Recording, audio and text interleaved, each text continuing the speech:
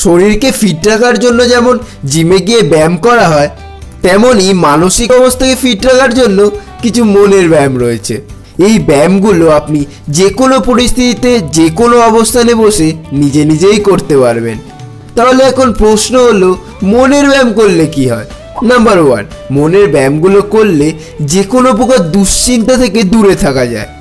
Number 2, যে কোনো ধরনের অস্বস্তিকর চিন্তা এবং অনুভূতি থেকে দূরে থাকা যায়।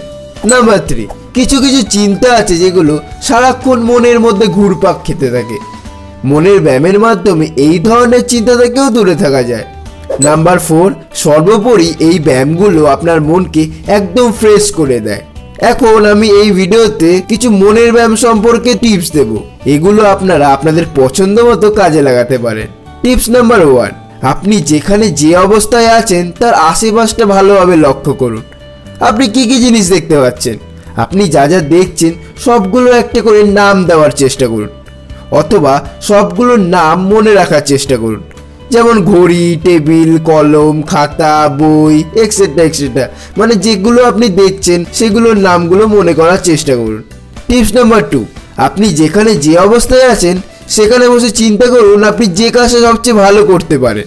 মানে আপনি যদি ক্রিকেটে ভালো হন তাহলে চিন্তা করুন যে এই শটটা মানে কভার ড্রাইভটা কীভাবে মারতে পারবেন বা স্পিনটা কীভাবে খেলতে পারবেন। আপনি যদি নির্দিষ্ট কোনো স্কিলে ভালো হন তাহলে ওই স্কিলটাকে অ্যাচিভ করার জন্য আপনি কী করেছেন সেটা ভাবতে পারেন। মানে কোনো জিনিস কীভাবে করতে হয় এবং সেটা করার প্রক্রিয়াগুলো কী কী সেগুলো মনে রাখার চেষ্টা করুন। টিপস নাম্বার 3, মনে মনে 100 থেকে 7 বিয়োগ দিতে থাকুন। যেমন 100, 93, 86, 79, এরকম। টিপস নাম্বার 4, আপনার আশেপাশে থেকে যে কোনো একটি বস্তু হাতে তুলে নিন এবং এটাকে বিস্তারিতভাবে বর্ণনা করুন।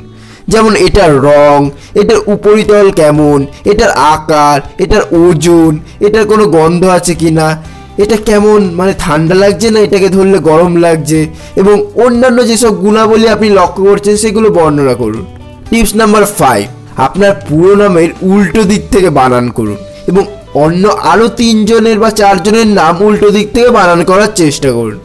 টিপস নাম্বার 6, আপনার পরিবারে যারা যারা আছেন সবার নামগুলো একটু মনে করার চেষ্টা করুন, সাথে সাথে তাদের বয়স এবং প্রত্যেকের একটি একটি করে গুণ বা পছন্দের কাজ মনে করার চেষ্টা করুন। টিপস নাম্বার 7, আপনার আশেপাশে কোনো কাগজপত্র বা লেখা থাকলে সেগুলো প্রতিটি অক্ষর ধরে ধরে উল্টো দিক থেকে পড়তে শুরু করুন। এভাবে বেশ কয়েক মিনিট অনুশীলন করুন।